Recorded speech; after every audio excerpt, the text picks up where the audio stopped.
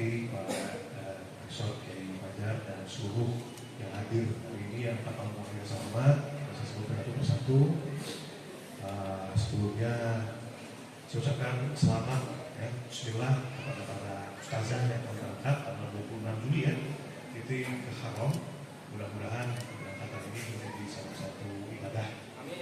Dan disusul kemudian program-program selanjutnya, dan semoga programnya tadi luar biasa sekali, ada tafsirnya, ya, hadisnya, kemudian juga bekerja di sana dengan keterampilan sudah jelas. Kalau bisa bahasa Inggris bukan satu hal yang mudah, berarti juga diizinkan Allah Subhanahu Wa Taala untuk memahami itu, karena takdirnya ibaratnya juga penelitian yang luar biasa. Jadi saya ucapkan selamat bekerja di sana, manfaatkan waktu sebaik-baiknya, karena 2 tahun itu singkat, ya. Ini kan disampaikan oleh Pak Kiai juga, kita kalau mau panjang umur, salah satu syariatnya adalah banyak bekerja, istirahatnya bekerja, ya.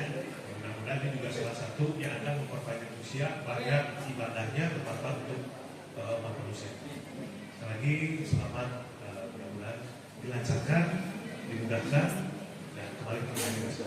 Amin. Jadi kita aja minta pakai usapan semua.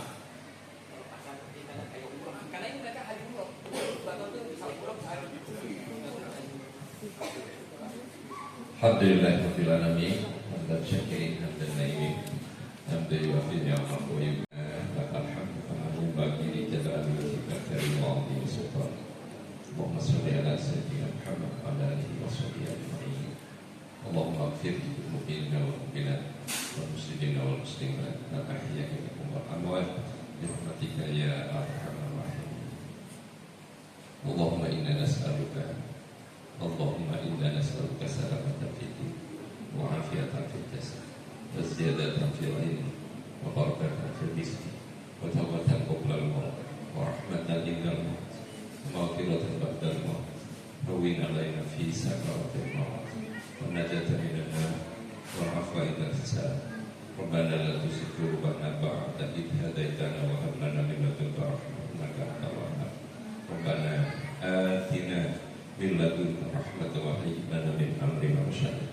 Ya Allah ya Rahman, ya Allah ya Rahim, ya Allah ya Rahman, ya Allah penggenggam semesta kehidupan, berkenan kiranya Engkau bimbing anak-anak kami, Engkau berikan cahaya pada anak-anak kami, berikan kekuatan kepada anak-anak kami yang akan berangkat menunaikan tugas mulia ke tanah suci-Mu, melayani jamaah yang datang dari berbagai belahan dunia.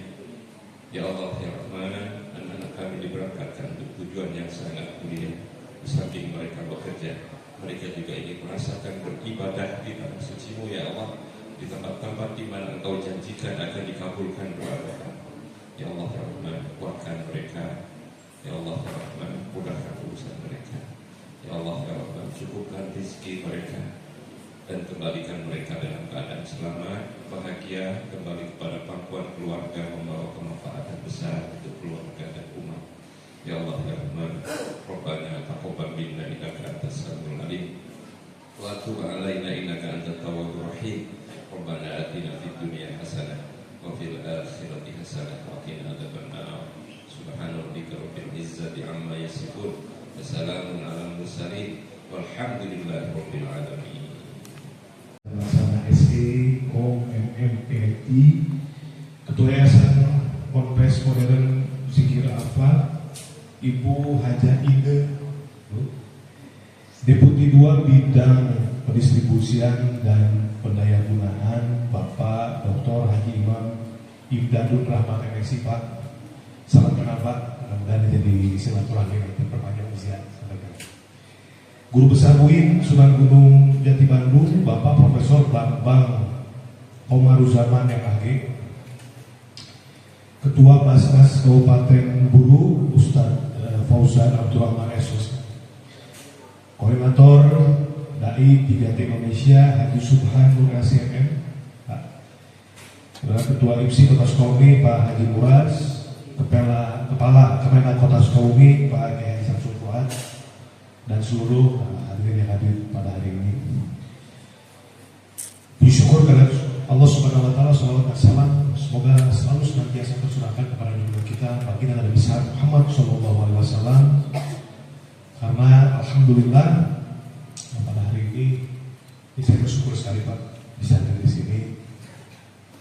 Saya cek schedule, saya lihat acara seminar nasional strategi dakwah ya, pemberdayaan umat di daerah 3T tertinggal, terdepan dan terluar. Saya kemudian baca mengenai informasi tentang Pulau Buru semua. Sebelumnya saya sudah mendengar, tapi karena ada pertemuan hari ini saya pelajari lagi, dan luar biasanya saya tadi mendengar cerita dari Pak Kiai juga. Inilah perjuangan yang sesungguhnya, perjuangan yang sebenarnya. Tentunya bagaimana dakwah itu ya seperti ini. Artinya sekarang ini kan banyak terjadi, kalau di kita mungkin tadi kalau Pak Kiai bilang di sini dakwah nggak Islam, bisa malah nggak Islam. Tinggal memaintain jiwa ya, keislaman, pemahaman itu. Kalau di kita sekarang kan permasalahannya banyak di masyarakat nih, debat masalah hadis, ya, debat masalah pakaiannya, atributnya, gitu kan. Tapi ketika memang betul-betul kepada implementasi ada yang kelaparannya, cuek, gitu. Ini lebih kepada kemasannya, itu, ya. Saya lihat temukan masyarakat seperti itu. Sementara di sini betul-betul bagaimana caranya kita memperkenalkan agama Islam itu luar biasa sekali. Naik perahu perjuangan, wah beratnya minta ampun. Tapi memang disinilah mungkin tujuan daripada acara ini, membuka mata dan pikiran kita semua, minimal mendoakan seperti itu. Sama Pak Kiai, kita ini pemerintah ini, saya ini sekarang selama awal itu sering komunikasi. Ini kota Sukabumi gimana ya? Serba terbatas Pak. Jujur aja, kita mau bantu contoh ya, cabang olahraganya terbatas, UMKM juga terbatas dan lain sebagainya. Karena memang seperti itu adanya. Produk domestik regional brutonya tinggi sekali, tapi fiskalnya kecil sekali, nggak sebanding, tidak sampai 5% lah. Ya. Maka dari itu Pak Prabowo pada saat itu Pak Presiden mengatakan bahwa silahkan kepala daerah melakukan improvisasi, ya, improvisasi, melakukan satu program terobosan di luar aturan yang ada, tapi tidak menyalahi aturan seperti itu. Silahkan berimprov demi kebaikan masyarakat. Bagaimana uang mengalir di masyarakat. Sama kan Dedi juga kemarin Pak Gubernur di Karya Kreatif Jawa Barat KKJB di Bandung juga menyampaikan hal demikian. Silahkan berkreativitas, silahkan, supaya nanti mendapatkan uang berikan kepada rakyat dalam bentuk insentif dan sebagainya, supaya uangnya berputar di masyarakat. Tadi ada yang mau berangkat juga ke Haro, luar biasa sekali. Tepuk tangan untuk sangat sejalan dengan program pemerintah vokasi luar negeri. Untuk apa? Menekan pengangguran, tinggi Pak. Kita ini sekarang untuk lapangan pekerjaan, jujur saja memang karena kota ini kecil, kabupatennya terbesar se-Jawa Barat, kotanya kecil, hanya 48 km. Kemudian ada beberapa investasi yang sudah kami coba untuk masuk kota Sukabumi, hanya sejauh ini terhalang oleh ruang terbuka hijau Pak, lahannya sedang diurus.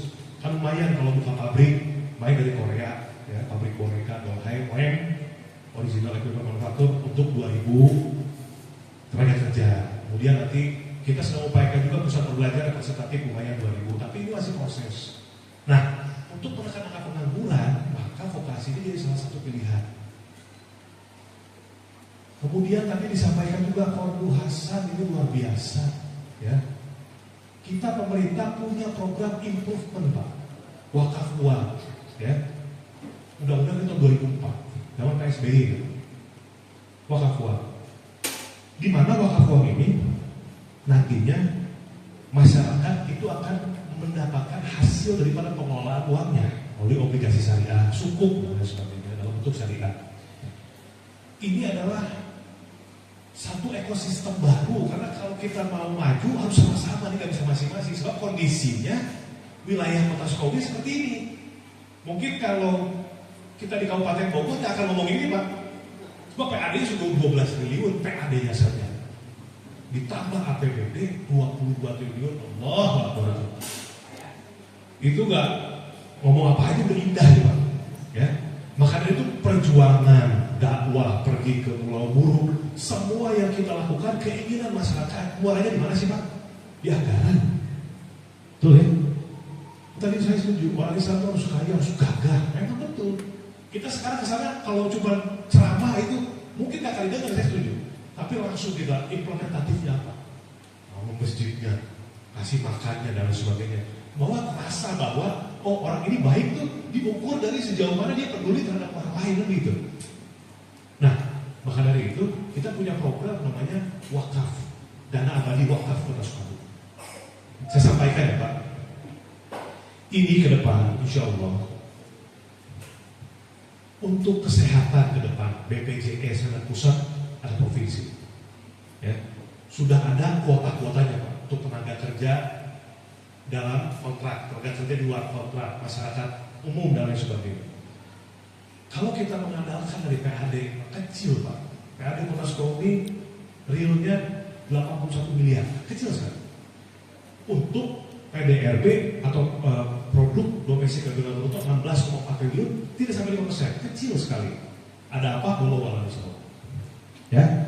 Tahun ini kita coba tingkatkan sampai akhir Desember. Bisa dari pendapatan asli daerah, tapi perlu proses. Nah, maka dari itu pemerintah coba improve melalui satu program namanya wakaf uang. Sejauh ini wakaf uang ini saya jelaskan sedikit ya, dihimpun masuk ke rekening pengelola yang ada di LKS PPU, ya, Lembaga Keuangan Syariah berupa wakaf uang. Setelah terkumpul, wakaf uang dikelola dengan opsi pengelolaan investasi di obligasi syariah berupa sukuk dengan tenor 3 tahun dan bagi hasil 6% per tahun. Ya. Kemudian setiap tahun pemerintah memberikan keuntungan 6% kepada pengelola yang dibayarkan tiap bulan per tahun. Kemudian pihak pengelola menyalurkan hasil keuntungan tersebut kepada penerima wakaf sesuai amanah wakif. Wakif itu orang yang berwakaf. Nah, dampaknya pemerintah membantu dengan menyukseskan program pembangunan nasional, itu yang paling penting Pak. Jadi kalau kita ngomongin lagi ada masyarakat sekarang perlu acara ini atau perlu uang ini, kalau dari PAD kan sudah ada pos-posnya dan memang cukup terbatas. Khususnya lo tahun ini ya, mudah-mudahan ke depannya kita bisa meningkatkan itu. Tapi kita perlu instrumen tambahan untuk mengakomodir kebutuhan masyarakat. Contoh kegiatan seperti ini, mau berangkat vokasi, kita bisa bantu dari instrumen yang kita bebas mengelolanya karena ini instrumen di luar APBD Pak, bisa digunakan untuk masyarakat. Nah sekarang per tanggal 23 bulan 7 2025 kita sudah punya 291.599.700 terhimpun ya. Nah dana yang sudah dikelolanya 231.500.000 di obligasi syariah, jelas nomornya. Kemudian pokok wakafnya ini 200 juta bagi hasil per tahun 8,7% kali 200 sampai ke 17.400. Potong pajak 20%, jadi kurang 20% 13.920.000. Itulah yang tadi 200 juta itu, yang 13.920 itu untuk mauquf alaih, untuk penerima manfaat. Ini baru 200 juta Pak. Sekarang insya Allah tiap bulan kami sudah putaran pertama, baru 4 kecamatan penyaluran manfaat wakaf Kotul Hasan Rp250.000 per ultramikro. Oke, ini tak bisa minimal ya disampaikan sejauh ini karena masih kecil dan baru mulai. Jadi sementara ini yang pertama ada dari gaji pokok saya dan Pak Wali. Sementara supaya ini jalan dulu, supaya jalan dulu. Jalan, kemudian juga ada wakaf Bogor Maslahat, ada wakaf Dua Bangsa, ada wakaf Kota Sukabumi. Ya, sementara dibantu dari wakaf Dua Bangsa. Inilah nanti instrumen tambahan kalau masyarakat Kota Sukabumi yang kompak bersatu, saya pikir selesai. Kalaulah 1 miliar pokoknya berarti ada 69 juta per tahun. Saya pikir 2 miliar, 3 miliar, 10 miliar. Kan ini kan wakaf saja sebulan katakanlah 50.000. 50.000 kali katakan 50.000 orang, udah 1,5 miliar. Sebulan 50.000 aja. Mungkin sehari bisa 5.000, ada yang 2.000 gitu Pak. Seikhlasnya silahkan. Ya. Dan ini tidak mungkin hilang. Pokoknya karena dikelola oleh, diawasi Badan Wakaf Indonesia, kemudian Kemenak, kemudian juga OJK, ya, jadi sangat kuat dan tidak bisa dimain-mainkan. Jadi bisa dinikmati oleh masyarakat adalah hasilnya. Nah, ini saya pikir cukup sejalan dengan apa yang dilaksanakan oleh Pondok Pesantren Syiar Al saat ini. Saya lihat ada industri pesantrennya. Ya. Kalau tadi berbicara Fadlul Hasan untuk modal usaha, kamu Pak lagi ya. Maka dari itu kemarin saya melepas atlet senam untuk Fornas besok ke Lombok. Insya Allah saya hari Sabtu ke Lombok ketemu dengan Pak Menteri dari Menpora ya, Pak Dito.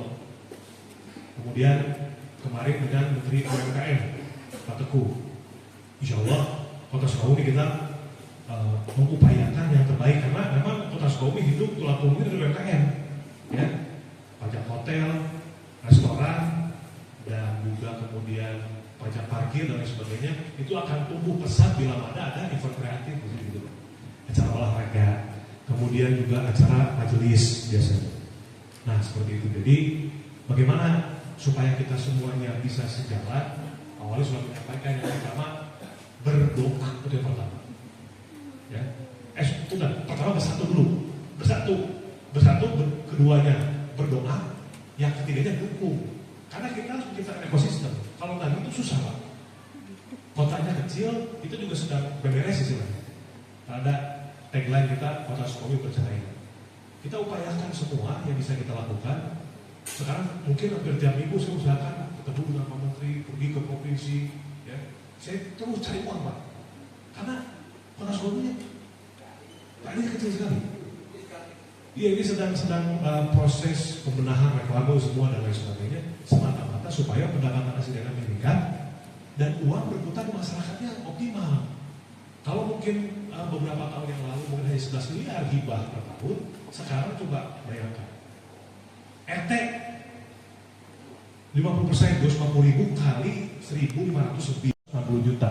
Tahun depan anggaran murni baru tuh Pak, karena itu per RT 10 juta diakumulasikan, diberikan kepada koperasi, nomenklaturnya tepat, jadi 200 juta per koperasi Pak di tahun depan insya Allah.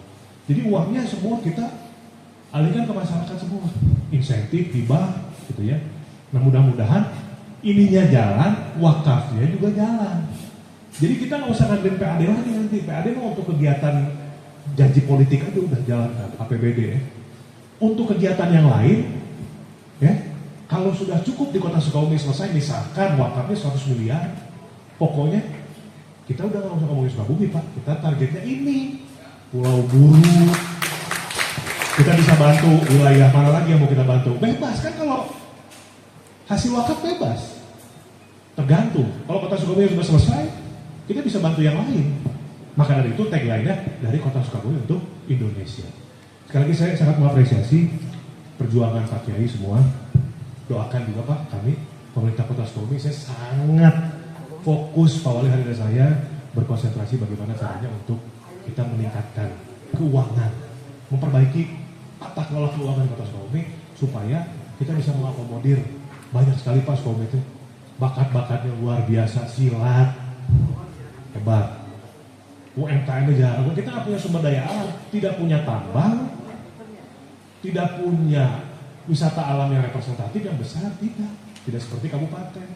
Maka dari itu sumber daya manusianya yang coba gini, Kota Sukabumi itu saking sumber daya alam, sumber daya manusianya berkualitas.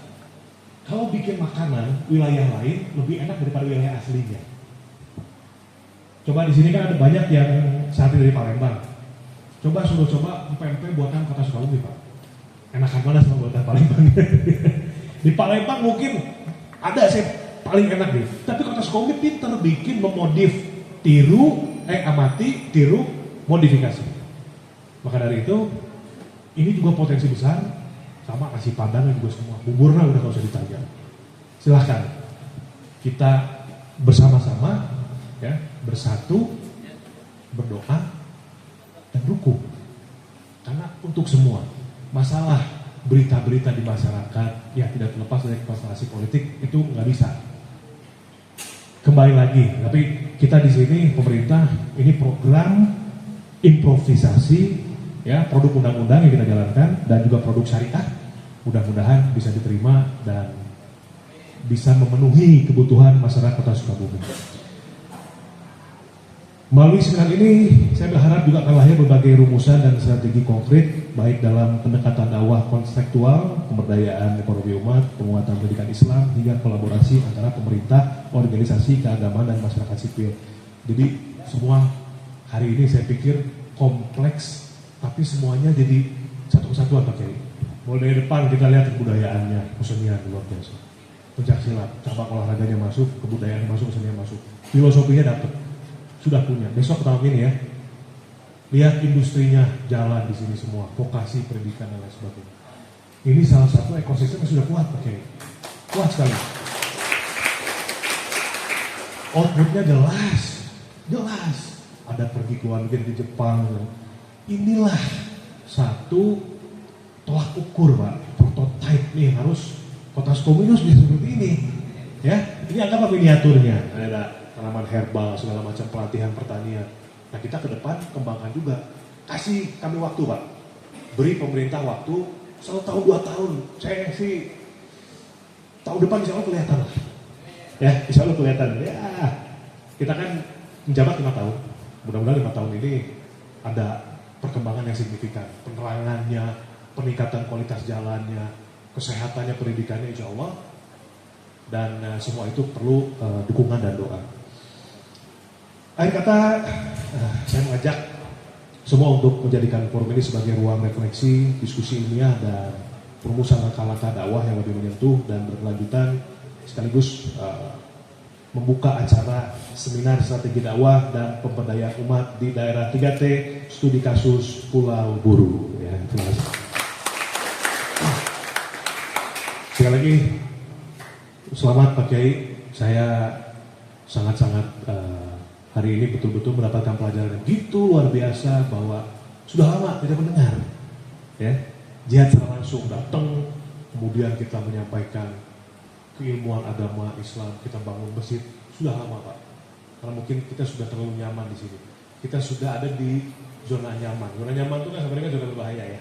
Karena kita sudah mulai merasa nyaman dengan diri kita, males, kemudian mau melakukan inovasi-inovasi, malah kan sudah nyaman.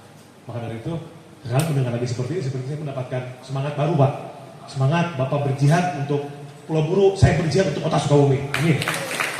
Terima kasih. Semoga Allah Subhanahu wa taala senantiasa meridhoi setiap langkah kita dalam menebar kebaikan dan memberdayakan umat. Khairul kalam, wabillahi taufiq wa hidayah. Wassalamualaikum warahmatullahi wabarakatuh.